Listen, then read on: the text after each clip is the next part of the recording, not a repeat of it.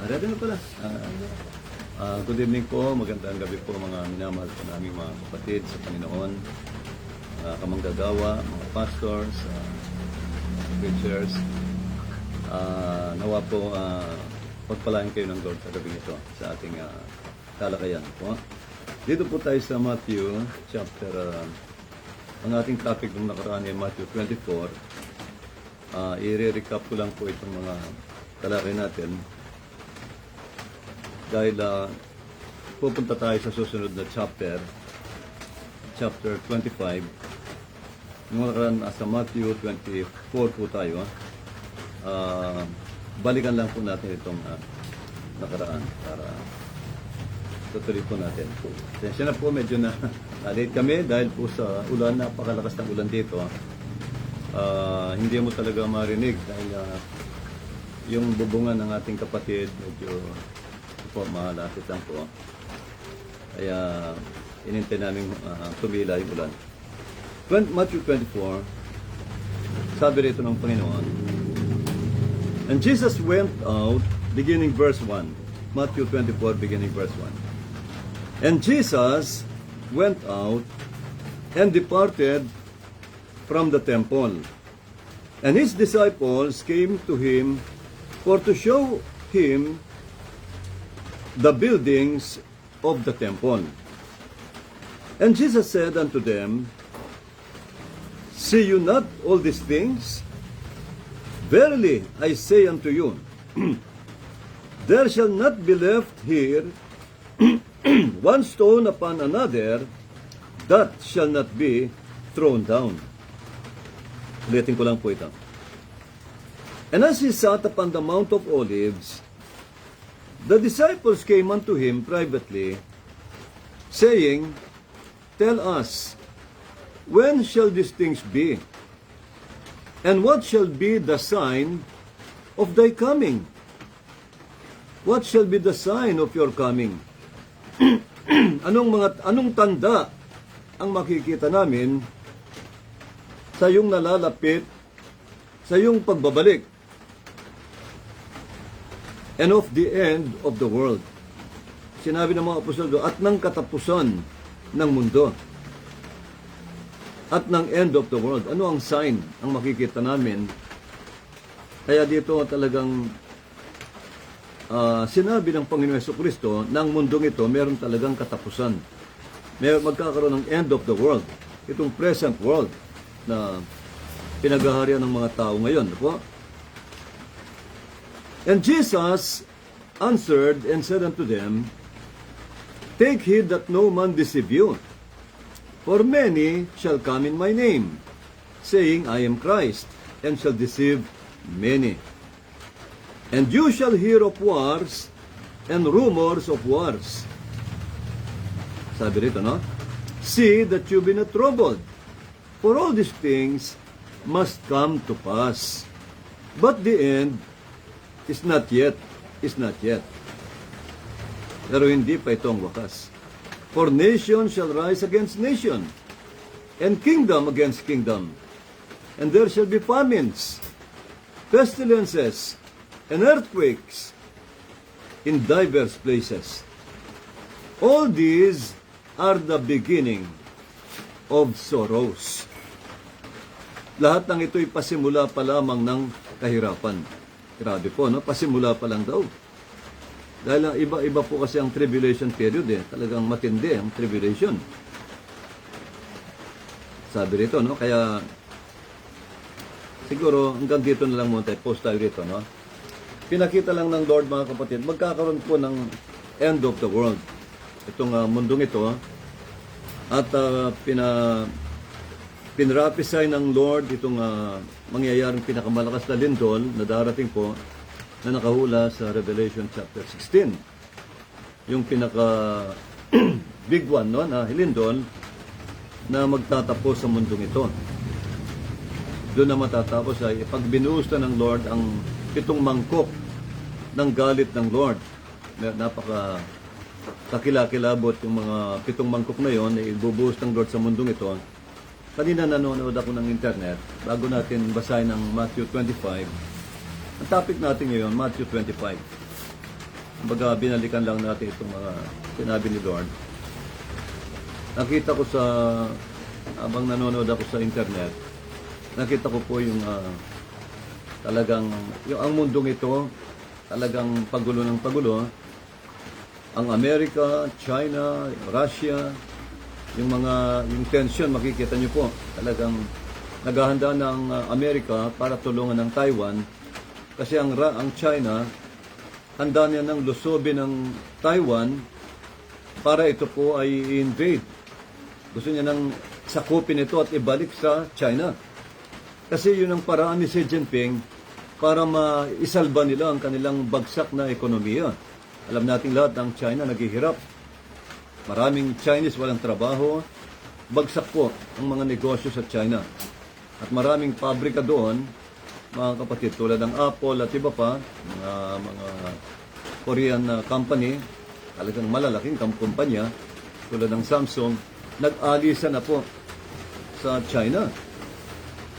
Naglipatan ng ibang bansa, no? Tulad ng India, Vietnam, at iba pa. Kaya ngayon, mga kapatid, itong nangyayaring tension na ito, hindi papayag ang Amerika na i-invade ng China ang Taiwan.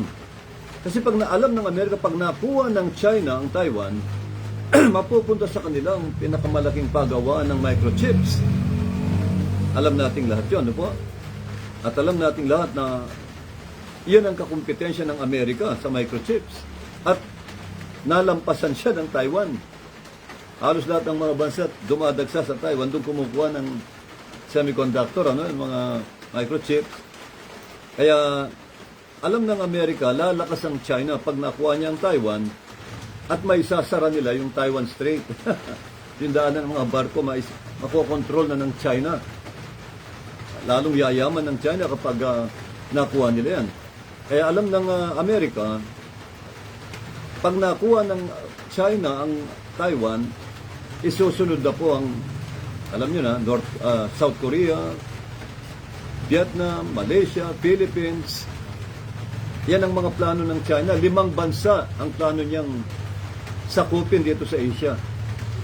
Ito ang plano ng China. Ang China nangangarap na maging hegemon dito sa Asia, no?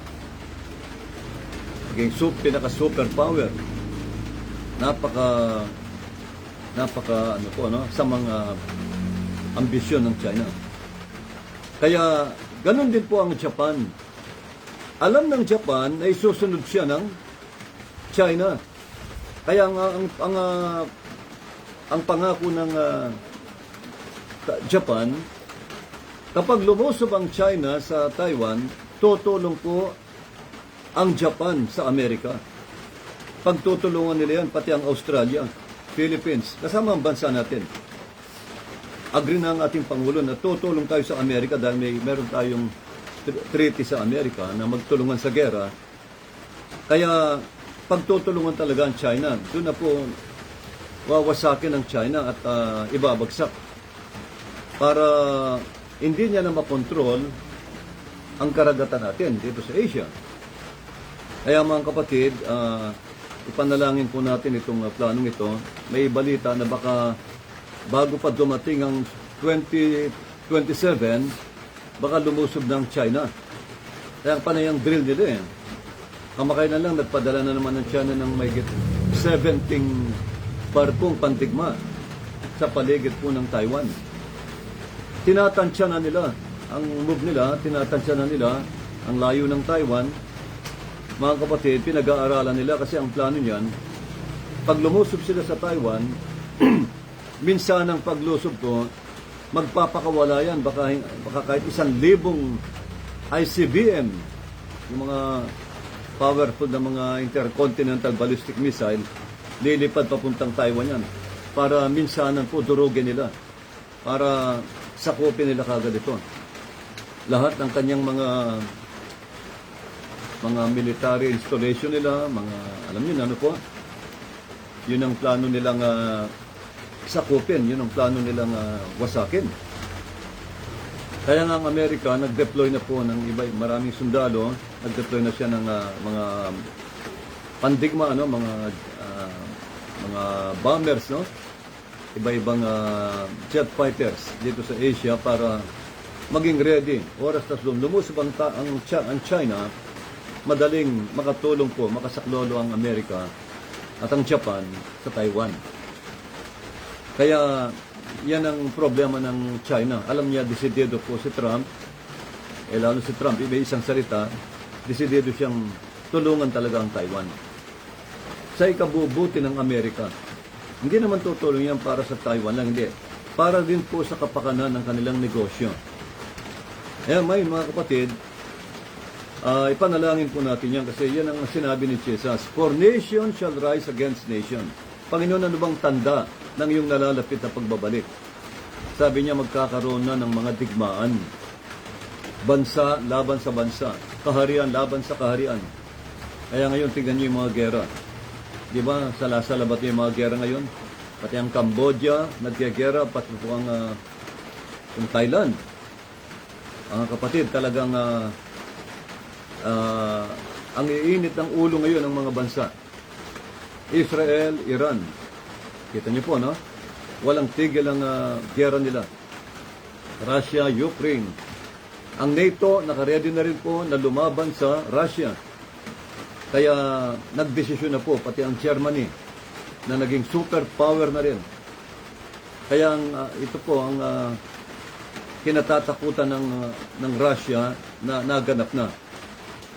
Kumbaga parang ang Germany nagbalik na po yung kanyang talagang nagpalakas na siya ng puwersa katulad ng panahon ni Hitler. Kaya mga kapatid, yan ang mga palatandaan na malapit na po talaga ang rapture, no? Malapit na ang pagbabalik ng Panginoon at sapagkat nasa huling panahon na po tayo. Ngayon, bago naman maganap ang gerang yan, ang tinatawag na nuclear war, kaya nga mga Kristiyano payapa panatag po tayo. Alam niyo kung bakit? Kasi alam natin ang prophecy. Mahalaga ang propesya sa Bible. Pag naunawaan mo ang prophecy, hindi tayo matatakot. Dahil alam natin, hindi pa pahihintulutan ng Lord ang gera. Nasa Revelation 7 Nakita ko ang 4 na anghel, pinipigil nila ang 4 na hangin sa 4 na sulok ng daigdig. Yung daw 4 na angel, pinipigil niya yung hangin. Alam niyo mga kapatid, ang mga angel nito, sa Bible ang angel, 2 klase. May angel na tao, may angel na heavenly angels, merong earthly angels. Ako naniniwala ako, pinipigil ng Lord ang 4 na presidente ng 4 na superpower na bansa sa mundo. Tulad ng Amerika, Donald Trump, Russia, si Putin, Vladimir Putin, itong China, Xi Jinping, sino pa ang superpower na alam natin, unang-una itong Great Britain, panahon pa ng World War II, superpower na yan kasama ng Amerika, si Johnson, no? Kaya nga, pinipigil pa sila ng Lord upang hindi mabuksan ng nuclear war. Hindi po mag-umpisa ang nuclear war. Kasi pag nagkaroon ng nuclear war, wala na po, wasak na ang mga bansa. Paano pa mag-glorify ang Panginoong Diyos?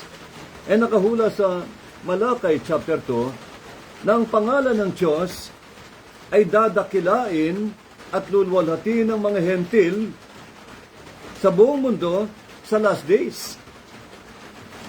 Yun po, yung talagang hindi pa naganap yun. Itong mga anong ito, hindi pa lahat ng hentil nag-glorify kay Lord, no? May ilang-ilang bansa. Pero ang Bible nakahula, sa huling panahon, mag-glorify po ang pangalan ng Diyos sa buong mundo. Ang gospel po, lalaganap talaga. Magkakaroon pa po ng tinatawag na gospel explosion. Bago dumating po ang tribulation period at nuclear war, yung pinakamalaking gera. Kasi 3 woe yan Nang sumisigaw yung angel sa Revelation, woe, woe, woe. 4 na aba. Sa aba, sa aba, sa aba ng mundong ito, sabi ng angel. Dahil sa 3 woe na darating. Ang 2 ay nakalipas na. Ngunit ang pangatlong woe o aba ay pinakadakila sa lahat. Kahabag-habag ang mga inhabitants of the earth. Woe to the inhabitants of the earth. Sa pangatlong woe. Ano ba yung pangatlong woe? Pangatlong World War. Nuclear war. Yun po ang pangatlong woe. Alam ng Panginoon, pag dumating yung ikatlong woe, yung nuclear war, wala na. Wala nang negosyo, wala nang hanap buhay, wala nang trabaho, wala na. Pati taniman, sira. Wala nang tutubong halaman dahil sa nuclear. Meron mang ilang-ilang parte ng mundo na hindi tamaan ng nuclear war, maswerte. Pero halos mawawasak ang mga syudad. Kung kayo taga Manila, taga syudad, ako mga kapatid, wala na, walang mabibili, walang makakain. At hindi naman kaya ng gobyerno na suportahan po ang mga tao. Kasi limitado lang ang, alam niyo na, no? Ang stock na pagkain o pondo ng bayan. Kaya mga kapatid, bago maganap ang gera ng Russia at Amerika, China, naniniwala po ako, magbubuhos ang Diyos ng blessing sa church para makapag full blast ang iglesia ng Lord, lahat ng lingkod niya, may full blast natin ang true gospel sa mundo para ma-harvest na yung dapat harvestin. Kapag dumating na po yung harvest na yan, na kumpleto na, Romans 11:25 and 26, kapag ang saktong bilang ng mga hentil na maliligtas ay nakumpleto na, sabi ni Apostol Pablo, ang linaw that blindness in part is happened to Israel, sabi rito, until the fullness of the Gentiles become in. Hanggat hindi pa nahustong bilang ng hentil. And then, so all Israel shall be saved. Doon palang maliligtas ang buong Israel pagkatapos po ng rapture. Pag kinuha na ng Lord ang Gentile Church, babalik na sa Israel ang biyaya ng kaligtasan para tawagin ng Lord ang kanyang 144,000 na seselyuhan ng Holy Spirit, tatatakan ng Holy Spirit, at ililigtas ang kanyang mga elected Jews, yung mga remnant, na maiiwan sa pagmamasaker ng Antichrist. 1/3 ang matitirang buhay. I-rescue ng Lord yan sa Armageddon. Kaya doon matatapos ang kasaysayan po ng mundo. Magkakaroon na ng bagong mundo. Sabi ng Bible, itong mundong ito, pupugnawin ng Lord sa matinding init. At itatatag niya ang bagong mundo. At pinlano niya, sabi niya magkakaroon ng bagong lupa. Sabi ng Biblia, kaya nga papatagin niya ang mundo, tatanggalin na raw yung maraming bundok. Babaguhin niya ang landscape ng mundong ito. Pati na ang Israel, sabi ng Lord, ang Israel, i-elevate daw niya ang Jerusalem. Kaya mga kapatid, ito po ay malapit ang maganap. Ito, no? Ako ang tansya ko nga hindi na magtatagal. Itong generation natin ito, sigurado po, itong generation natin, magaganap po ang pagbabalik ng Lord, naniniwala ko. Tinitigil na lang ng Lord yung gera. Nandiyan na po ang mga bansa. Puro maiinit ang mga presidente, no? Kaya mga kapatid, mga palatandaan niya na malapit na. Ngayon, tuloy tayo dito sa 25. Kaya nakita na natin yung sinabi ni Lord, magkakaroon ng mga digmaan. Kaya ipanalangin natin na wawag matuloy ang paglusob ng China sa Taiwan ngayong 2026. Ang balita ng isang general na Amerikano, baka bago dumating ang 2027, baka kalagitnaan pa lang po ng 2026, uunahan na ng China ang Amerika. Kaya nga ang Amerika ngayon nagde-deploy na siya ng mga pandigmang eroplano at mga bombers. Alam mo yung mga B-2 Spirit bombers, yung kinatatakutan ng ni Putin ng mga pambomba ng Amerika, mga stealth bomber. Mga kapatid, nag-deploy na po ang Amerika. Talagang inahanda niya na. Kasi alam niya, kung sakaling lulusob na bigla ang China, sa loob ng isang linggo, o kaya baka sa isang araw lang pwedeng paulanan ng maraming missile ang Taiwan. Pwedeng madurog. Halimbawa, nagpakawala ang China ng 1,000 ICBM. Grabe po yan. Ang isang ICBM, kayang wasakin ang isang building, kayang i-flat sa lupa, ganun kalakas. Kung 1,000 yon, ang target, puro military installation ng Taiwan, wala na siyang panlaban. Targetin sigurado niya yung mga paliparan, yung mga airport yan, mga paliparan, mga barko, aeroplano, kung saan naka-hangar po yung aeroplano, kung saan naka-garahe, titirahin niya ng mga ano yan, ICBM. Kaya mga kapatid, medyo talagang ganyan po ang plano ng China.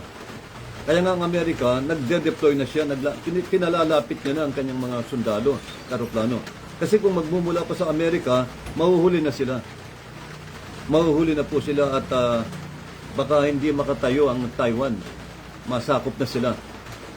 Kaya mga kapatid, panalangin natin na huwag ituloy ng China itong masama nilang balak, itong masama nilang plano, kasi ang Taiwan, demokrasya, ang China ay mga komunista.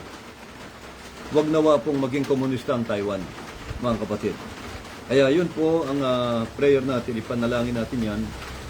At salamat sa Panginoon, sumusuporta ang Japan at South Korea, sumusuporta rin po sa Taiwan. Sinabi ng South Korea, tutulong sila.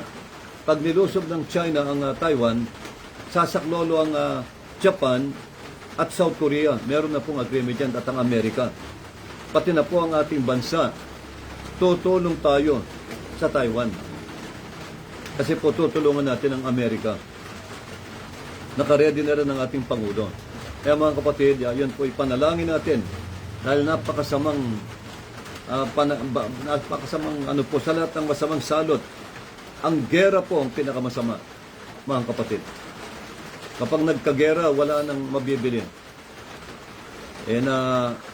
Nung isang araw nabasa ko yung plano ng China, alam niyo po, ang plano niyang bombahin sa Pilipinas, 10 probinsya.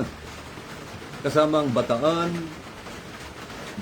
Manila, Clark Air Base, Davao, Batanes, Ilocos, Nueva Ecija, yung mga 10 probinsya sa Pilipinas. Ang plano niyang tagtarin po ng missile o ng ICBM. Sabihin na natin na kaya hindi tayo nakakasiguro, baka magpakawala pa siya ng nuclear, no? Kaya ipanalangin natin po na hindi matuloy itong planong ito ng China, mga kapatid. Okay, dumako na tayo sa 25 para magkaroon naman tayo ng bagong revelation dito. Matthew 25, sabi ni Jesus, nagsasalita ang ating Panginoong Jesucristo. Sabi niya, "Then shall the kingdom of heaven be likened unto 10 virgins, which took their lamps and went forth to meet the bridegroom. 5 of them were wise, and 5 were foolish. They that were foolish took their lamps, and took no oil with them. But the wise took oil in their vessels with their lamps." Sabi ni Jesus, may ganito, may tutulad ang kaharian ng langit. May 10 dalaga, katulad dito ng 10 dalaga, virgins, na naghihintay sa lalaking ikakasal. Sino itong lalaking ikakasal? Alam nating lahat yan. Si Jesus, ang anak ng Diyos, nangakong siya muling babalik. Kaya nga lahat tayo naghihintay. Ngayon sabi rito, itong 10 dalaga, sa Bible, alam nating lahat, na ang babae o ang dalaga ay sinisimbolo ng isang iglesia. Babae, no? Tulad ng isang bansa. Ang gender niyan, female, feminine gender, no? Kaya nga, ang babae, simbolo ng 10 church, no? Itong 10 virgins, para makita natin itong kung sino ba yung mga foolish virgins, sino ba yung mga wise virgins. Kaya mga kapatid, share ko lang itong sinabi ng Lord tungkol sa rapture, no? Ang topic natin yung pagbabalik niya. Sino ang maiiwan? Sino ang kukunin? Sabi dito, ang 5 sa dalaga matalino. Nagdala sila ng lampara, ilawan, nagdala rin sila ng langis para masindihan yung kanilang lampara. kailangan ng langis. Ngunit yung 5 mangmang, nagdala ng lampara, ngunit hindi nagdala ng langis. Ibig sabihin, walang langis. At hindi pwedeng sindihan kung walang langis. Alam niyo, nung araw sa Israel kasi, nung unang panahon, kapag may kasalan doon, kaugalian niya nung araw para magbibigay sila ng mga ilawan na bawat imbitado. Ibig sabihin, pag meron kang ilaw, pwede kang pumasok. Ibig sabihin, invited ka. Naging kaugalian niya nung araw. Kaya ginamit ng Panginoong Hesus itong talinhagang ito. Nagdala sila ng langis, ayan ng ilaw, yung 5 foolish virgins, mga mangmang o tinatawag na hindi matalinong dalaga, pero hindi sila nagdala ng langis. Okay? But the wise took oil in their vessels with their lamps. While the bridegroom tarried, they all slumbered and slept. Nang madelay ang pagdating ng Panginoon, ng malalaking ikakasal, lahat ng 10 dalaga ay inantok at lahat sila ay nakatulog. Verse 6, and at midnight, tignan natin midnight. At midnight, ating gabi, alas 12 ng gabi, pag midnight, there was a cry made, sabi nito, may sumigaw, behold, the bridegroom cometh. The bridegroom comes. Go you out to meet him. Pagkatapos sabi sa 7, then all those virgins arose and trimmed their lamps. Kaya yung 10 dalaga, nagising, dahil ginising sila May gigising. Pero hindi yung topic natin, no? Ginising niya yung 10 dalaga, kaya nagising yung 10 dalaga, dumating na ang lalaking ikakasal. Salubungin niyo siya. Magsigising kayo. Sinindihan nila yung mga lampara nila. Yung mga wise, nasindihan nila. Dahil may langis. Sumindi yung lampara, no? Nakakasalubong sila. Pero yung mga mangmang, yung hindi matalino, yung 5, hindi masindihan. Bakit? Walang langis. Anong sabi nila? Give us of your oil. Ano ang version? Sabi rito, verse 8. And the foolish said unto the wise, give us of your oil, for our lamps are gone out. Sapagat ang aming mga lampara, patay na. Hindi po aandap-andap, no? Yung aandap-andap, may apoy pa yun may liwanag pa yun. Gone out, ibig sabihin, patay na. May mga churches po na tinatawag ng Panginoong Jesus na foolish virgins na hindi naniniwala sa baptism ng Holy Spirit. Hindi sila naniniwala sa healing, miracle, gifts of the Holy Spirit. Alam nating lahat na ang Holy Spirit may 9 na kaloob. Di ba mga kapatid?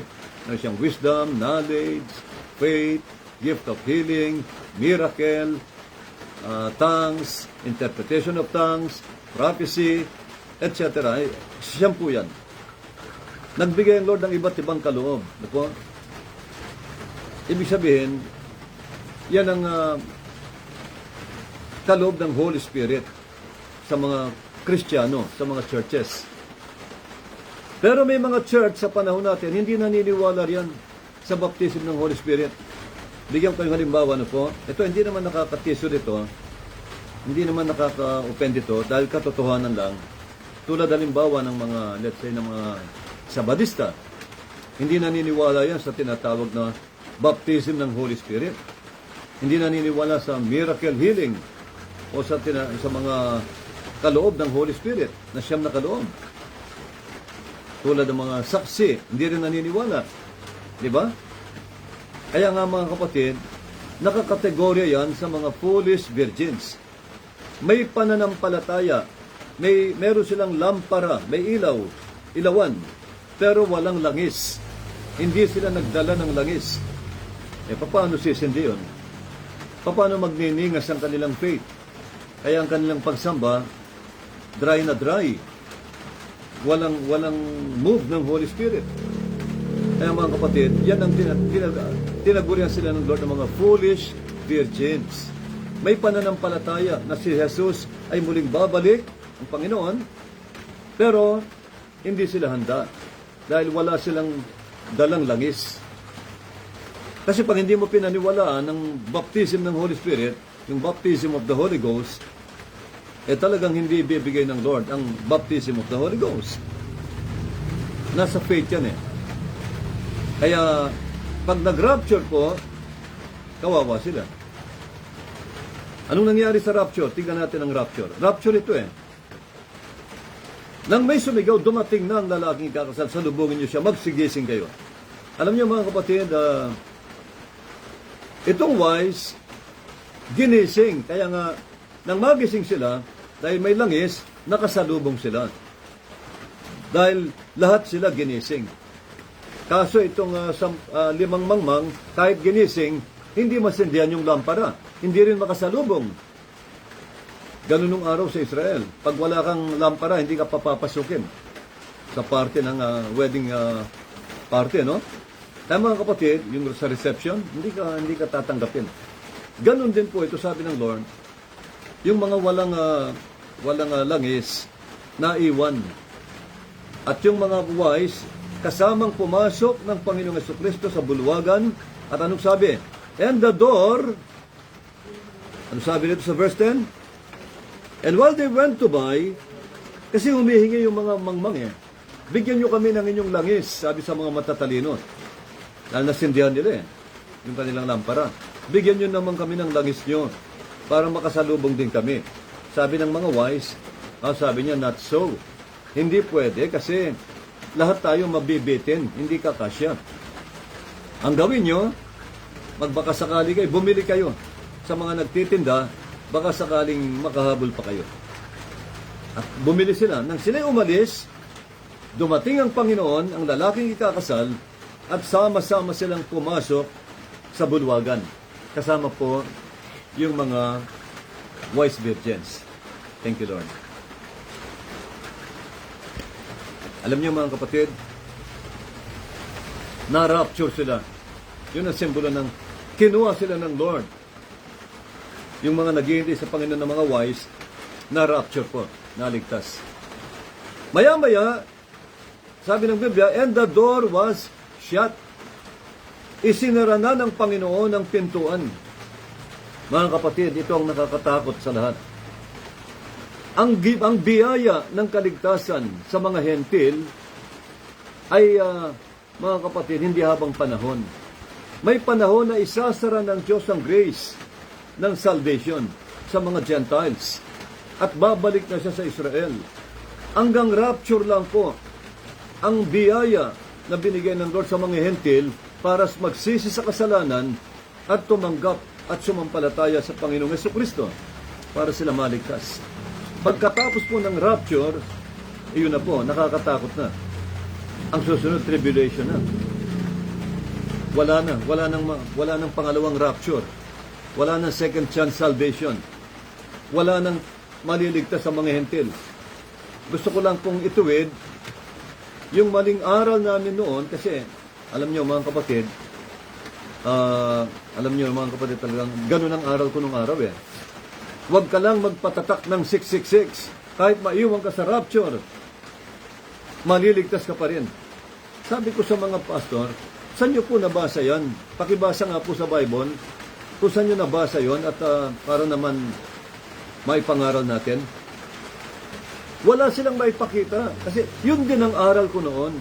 Inaaral ko, kahit pag naiwan kayo sa rapture, hindi kayo nakasama. Dahil hindi kayo, halimbawa ganito, hindi kayo nagsisi o nasa kasalanan kayo, naiwan kayo. At nang maiwan kayo, na umiiyak kayo, nagsisisi kayo. Alam nyo, ang Antichrist magtatatak ng 666, wag lang kayong patatak ng 666. Ligtas pa rin kayo. Yun ang aral ko noon. Pero nang i-reveal sa akin ng Panginoon, ang katotohanan, pagkatapos ng rapture, mali palang aral yun. Wala pala sa Bible yun, mga kapatid. Yun po'y aral lang ng tao na inimbento. Pagkatapos ng rapture, ano mangyayari? Lalabas na ang mga alakdan sa impyerno. Mahigit 200 million demons pakakaluwalan ng Diyos sa impyerno, bottomless pit, at pahihirapan ng mga tao sa mundo ng 9 months. 6 months or 9 months? 6 months. Iiyak sila sa hirap at nanasayang mamatay, ngunit tatakas ang kamatayan. Lahat daw ng naiwan sa rapture kasamang kakagatin. Ang hindi lamang kakagatin ng mga alakdan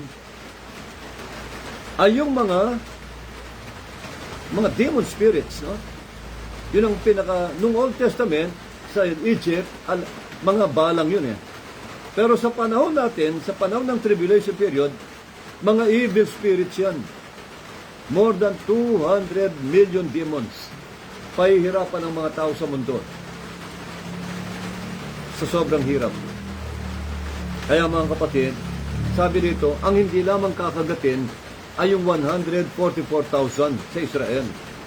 Nasa Revelation chapter 9. Huwag muna niyong kagatin ng mga tao hanggat hindi namin natatakan sa kanilang noo ang mga lingkod ng kataas-taasang Diyos o ng Panginoon.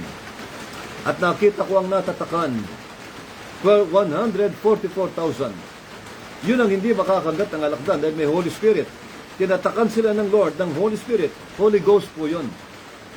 Hindi darating ang salot. Yung mga hentil na naiwan, tulad ng Pilipinas, walang Holy Spirit yan. Kakagatin lahat ang alakdan yun, pahihirapan lahat. Paano nila sasabihin, huwag ka lang magpatatak ng 666, ligtas ka pa rin.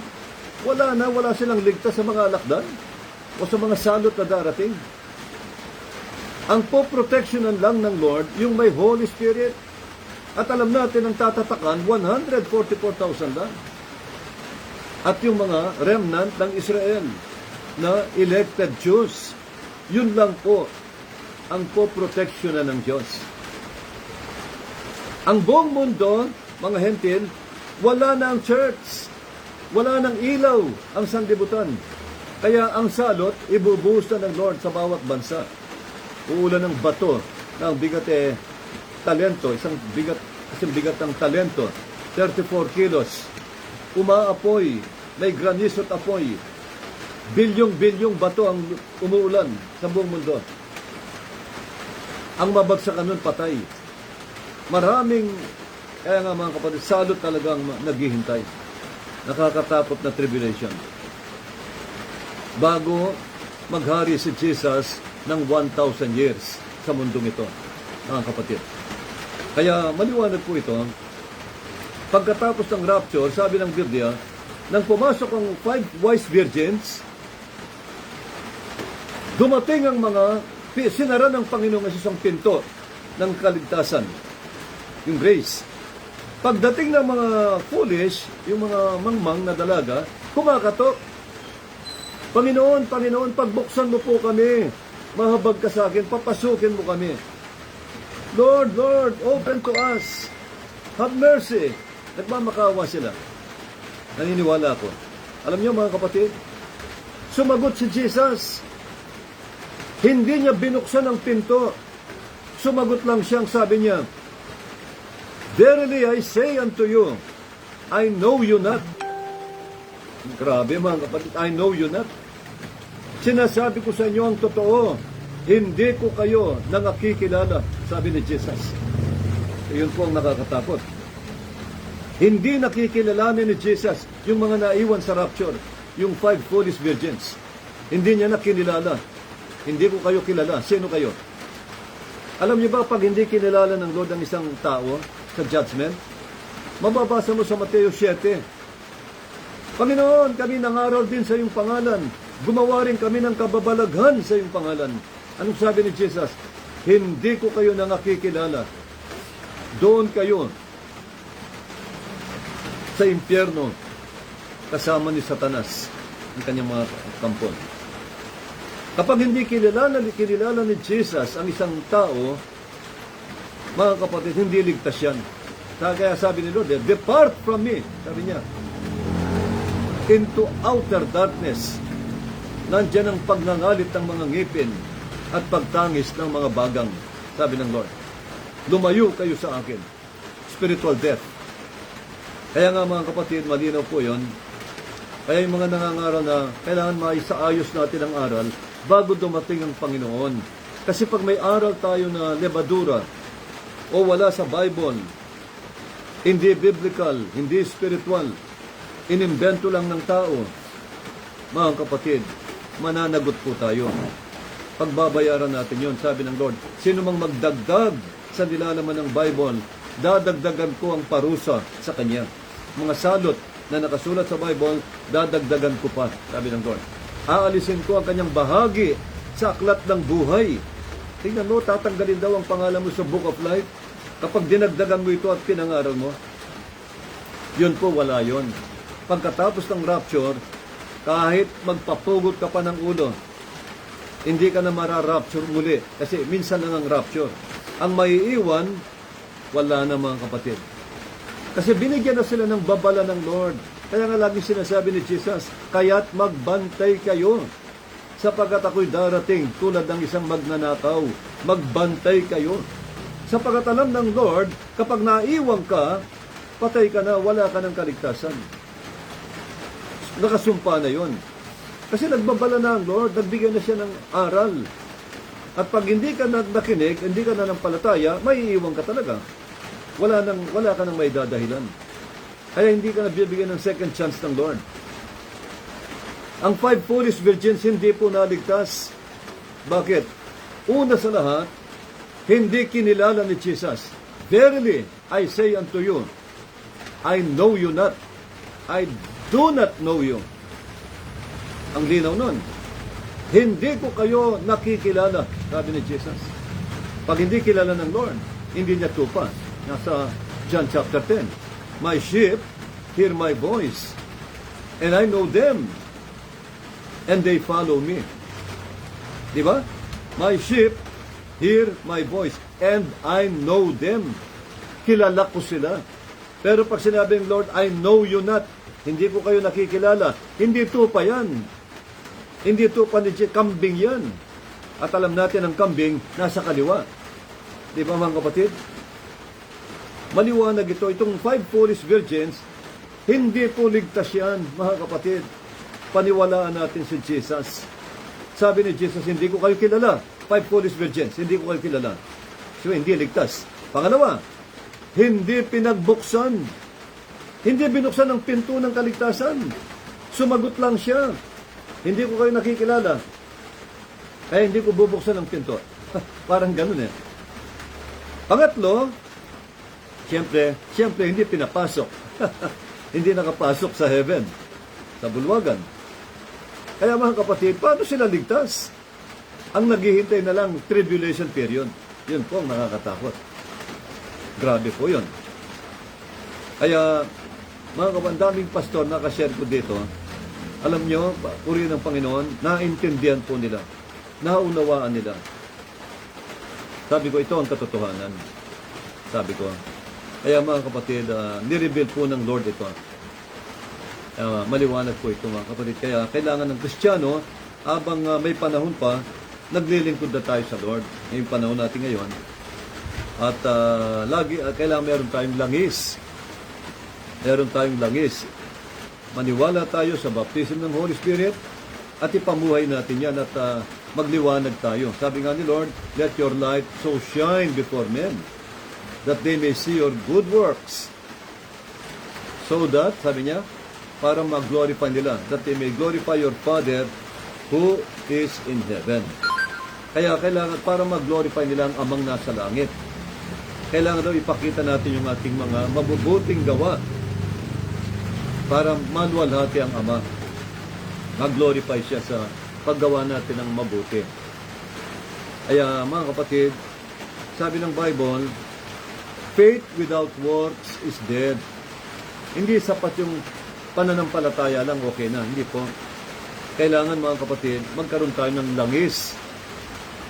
Itong foolish virgins, mananampalataya ito. Naniniwala nga sa rapture eh. Kaya nga naghihintay din kay Jesus, sa Panginoon. Pero dahil walang langis, naiwan sa rapture.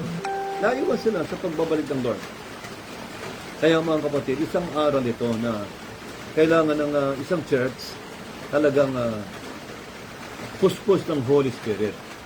Purihin po ang Panginoon. Kaya pag nasa yung Holy Spirit, sabi ng Lord, when the Holy Spirit has come upon you, ano sabi ng Lord? He will guide you into all truths. And He will show you things to come. Ang Holy Spirit ang tutulong sa atin, mga kapatid. Kaya nga, yan siyang nagbibigay ng fruits, kagalakan, kapayapaan sa ating puso. Siyang nagbibigay ng tunay na kapayapaan. Siyang nagbibigay po ng, alam niyo na, no? Comfort sa atin. Kaya, ito ang araw ng foolish virgins. Hindi sila na-rapture. Hindi sila naligtas. Pansinin natin bago tayo manalangin, hindi nyo napansin ang sabihin ng Panginoon, dumating ang Panginoon at midnight, sabi dito. And at midnight, there was a cry made. May sumigaw ng hating gabi. Dumating na, parating na ang Panginoon, magsigising kayo. Mga kapatid, ibig bang sabihin ng Panginoon darating ng gabi? Posible. Pero ang Bible ang nagtuturo, ang Lord talagang darating siya gabi. Bakit gabi? Mateo 24. Dito sinasabi nito, at midnight, dumating ang Panginoon, hating gabi. Midnight, no? O, isa pang talata. Kasi sabi ng Bible, kailangan 2 o 3 saksi. Sa bibig ng 2 o 3 saksi, sabi ng Korinto, pagtitibayin ang isang akusasyon. Ganon din po sa doktrina. Kailangan makikita mo biblical, 2 o 3. Merong talagang biblical na pagkatibayan, no? Isa ito, at midnight. Isa pa, doon sa Mateo 24, sabi ni Jesus, pagkatapos ng tribulation sa panahong yaon, yung kahirapan, ang araw hindi sisikat, ang buwan hindi sisikat, ang mga bituin, mga lalaglag. Ano mangyayari sa mundo? Hindi ba total darkness? Kadilimang mahihipo? Makapal na kadiliman? Walang araw, walang buwan. Anong tawag yan? Gabi. Amen. Talagang gabi. Dahil walang araw eh. Kasi ang kabaligtaran ng araw, dilim. Gabi. Ngayon mga kapatid, kaya nasabi rito, magdidilim ang araw at ang buwan, hindi sisikat. Ang nangyari sa Egypt, na 3 araw na nagkaroon ng kadilimang mahihipo, mangyayari uli sa tribulation period. Mangyayari uli yan.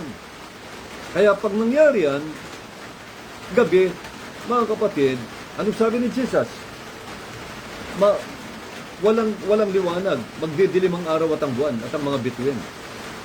At makikita nilang lahat, habang may kadiliman, makikita ng buong daigdig, lahat ng tao, na dumarating at bumababa ang anak ng tao, ang anak ng Diyos na si Jesus, bumababa raw sa mga alapaap galing sa langit na may dakilang liwanag, glory, means light, at kapangyarihan, with great power and great glory.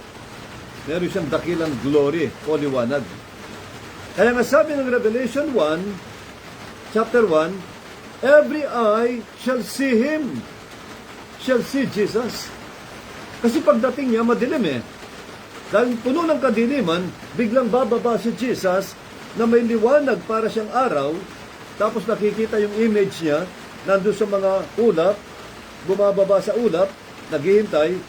Naku mga kapatid, lahat ng mata makikita siya, sabi ng Revelation 1. E di gabi rin yun. Alam nga namang araw yun. Kasi walang araw, walang buwan. E di gabi, dalawa na. Mateo 25, Mateo 24, ano pa? Eh dito po sa aklat ng Lucas 17, ang linaw rin. Sabi ni Jesus, ang pagbabalik ko ay matutulad sa panahon ni Lot. Ang mga tao, nagiinuman, tatayo ng bahay, naasawa, hanggang sa dumating ang salot, yung nagpaulan ng Diyos ng apoy, at nalipol silang lahat.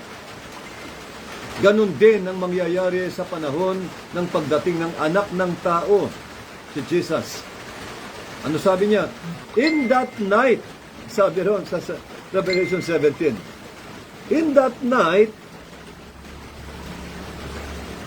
maganda babasahin ko. Verse 34.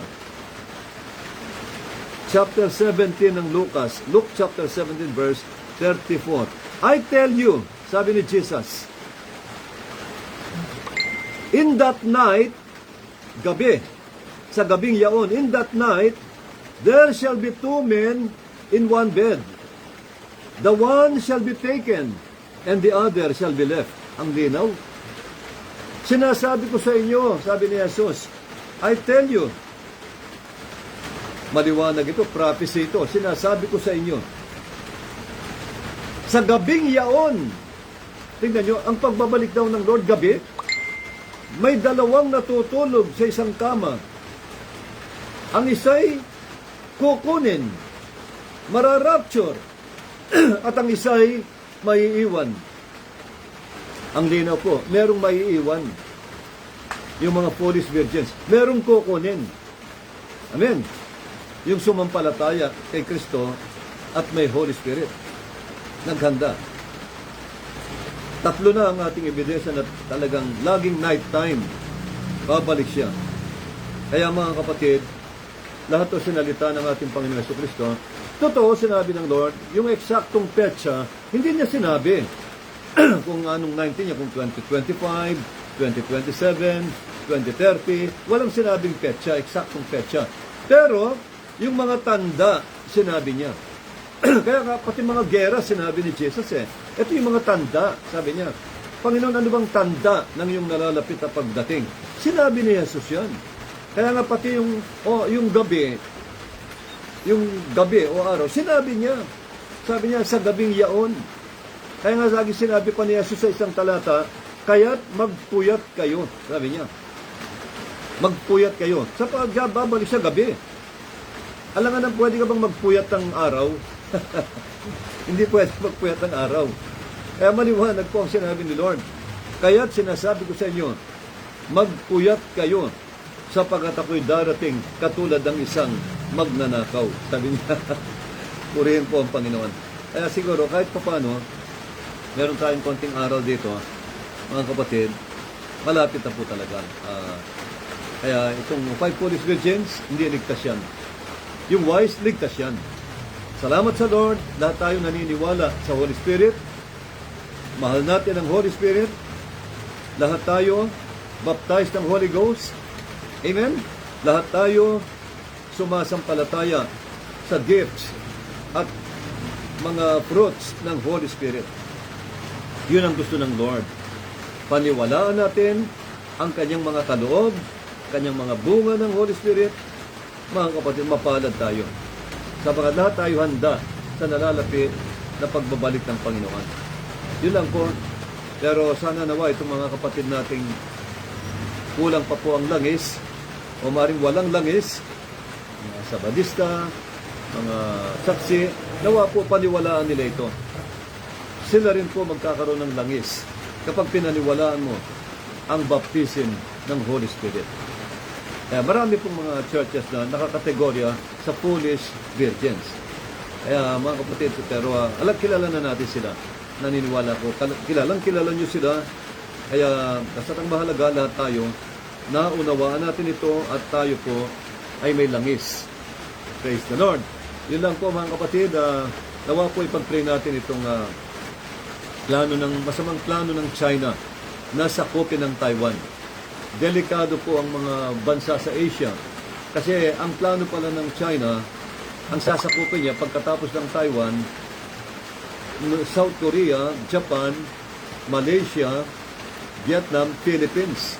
Kasama ang Philippines sa mga plano niyang sakupin yung mayayamang bansang yan. Alam mo, ang China sakim eh. Kaya gusto niya sa kanya lahat, ang mga bansa, no? Mga natural resources. Kaya mga kapatid, magaling siyang gumawa ng salita para lang masakop niyang isang bansa. pinapalitaw ng Pilipinas daw, probinsya lang ng China. Saan nila nakuha yung teorya nilang yon? Invento po nila yan para may dahilan sila para gerahin tayo, tulad ng Taiwan. Ang Taiwan talagang galing talaga sa China. Pero sila po ay humiwalay dahil nga hindi sila komunista. Demokrasya po ang Taiwan. Ayaw nilang magpasakop sa mga komunista na walang Diyos. Kaya mga kapatid, ako pabor din ako na tulungan ng Amerika at ng ating bansa ang Taiwan. Kasi po, yun talagang mabuti. Para kawawa ang mga demokrasya kapag pumunta po sa komunistang bansa. Kaya mga kapatid, imamasaker sila ron. Yung mga leader nila ron, baka ipapatay lahat. At papalitan niya ng mga komunista, baka komunista. Ganun kabagsik si Xi Jinping. Ganun kabagsik ang komunistang bansa. No mercy. Mga kapatid, talagang magpapapatay talaga. Kaya mga kapatid, yun lang po. Siguro okay na po ito. Salamat sa Lord. Kahit konti, meron po tayong natalakay sa ganito. Manalangin po tayong lahat. Amang Diyos, nagpapasalamat po kami, Panginoon, sa mga salita mo na share na po sa inyong minamahal na mga anak na nakinig sa araw na sa gabing ito. Ama, basbasan mo sila, pagpalain mo po lahat ng nakarinig sa iyong mga salita. Lord, ang mga tupa mo na nakinig, idinadalain ko, pati ng mga lingkod mo, mga pastors, evangelists, mga mangangaral, pagpalain mo po silang lahat na mga lingkod mong Lord, nakikinig Lord. Dalain ko nawa ang mga kaalaman na inireveal mo sa iyong lingkod, magamit din po nila sa kanilang pangangaral, sa kanilang mga tupa na pinagkatiwala mo at inatang sa kanilang mga balikat. Dalayan ko ang lahat ng mga lingkod mo, Lord, magkaisa sa huling panahon na ito. Dalayan ko lahat ng mga lingkod mo magkaisa sapagkat ang kalaban namin hindi mga kapwa mananampalataya. Ang kalaban namin ay ang Antikristo na malapit ng ma-reveal, malapit ng maghari sa mundong ito at maghasik ng lagim. Kaya Panginoon, dalangin ko po ang ebanghelyo mo, ang tunay na ebanghelyo, maipalaganap po namin ng madali at mabilis. Idinadalain ko ang mga pangako mong gagamitin sa gospel. Ibuhos mo na po ng madali sa iyong church at sa iyong mga lingkod upang, Lord, may full blast na namin ang pangangaral ng ebanghelyo sa iba't ibang panig ng mundo. Dalain ko po, Lord God, Panginoon, na pagpalain mo patuloy ang ministry ito, Facebook ministry namin. Maraming salamat po sa mga viewers na nanonood tuwing linggo. Lord, napakaraming tao ang nakikinabang sa programang ito. Napakaganda ng mga comments nila. Salamat, Lord. Lahat sila ay pinagpapala mo. Idinadalayan ko patuloy mong dagdagan ang kanilang pangunawa at kaalaman sa iyong mga salita. Patuloy mong gamitin ang ministry ito upang maraming Kristiyano ang lumago sa pananampalataya at magamit mo rin sila sa pangangaral ng mabuting balita. Lord God, patuloy kang magligtas ng marami pang kaluluwa, patuloy ka pang kumakot ng maraming viewers sa programang ito, at lahat ng aming mga viewers, idinadalain ko na sila po ay mag-follow sa aming programang ito upang makatulong din sila, Lord, sa iyong mga lingkod. Sa ganun kami lalong may encourage kapag marami po ang nagla-like o Lord, na be-bless sa aming programa. Lord God, na-inspire kami na lalo pang magbigay ng maraming revelation sa kanila sa mga binigay mo sa amin. Kaya Lord, dalayan ko po, Lord God, na pagpalain mo patuloy ang pamilya ni Sister Feli, na Lord, nagbukas ng pinto sa kanilang tahanan upang kami po ay makapag-aral na mag-share sa internet, sa Facebook at sa YouTube. Lord God, pagpalain mo ang aming mga programang ito, Lord, sa YouTube, doon din po sa Facebook. Pagpalain mo po kanyang mga anak, ang kanyang mga buong sambahayan, patuloy niyo pong ibuhos ang iyong biyaya sa kanila, Lord. O God, ganun din sa kanyang mga anak. Ganun din po, patuloy mo silang ingatan, ganun din lahat ang iyong mga lingkod. Dalayan ko, pagpalain mo ang trabaho nila, Brother Levi bukas, Lord, bigyan sila ng dakilang tagumpay sa linggong ito na wala na silang aberya. Lord God, i-provide mo po lahat ng kanilang pangangailangan. I-bless mo silang lahat. Ganun din po mga kapatid namin, ang kanilang mga pamilya. Lord, mga kasama niya, mga pamilya nila, pagpalain mong lahat. Tulungan mo lahat, ingatan mong lahat. Ganun din po lahat ng kapatid namin sa iyong church. Lord, na ngayon nanonood din sa Nueva Ecija, sa Tarlac, sa iba't ibang lugar. Pagpalain mo po silang lahat na sumusubaybay sa programang ito, Panginoon. Lord God, dinggin mo ang kanilang mga dalangin at patuloy mo silang i-promote sa mundong ito. In Jesus' mighty name, Lord, we pray. Amen and amen. Thank you, Lord God. Salamat po. Magandang gabi po. Mga minamahal ko namin mga kapatid. Thank you, Lord. Thank you, Lord Jesus.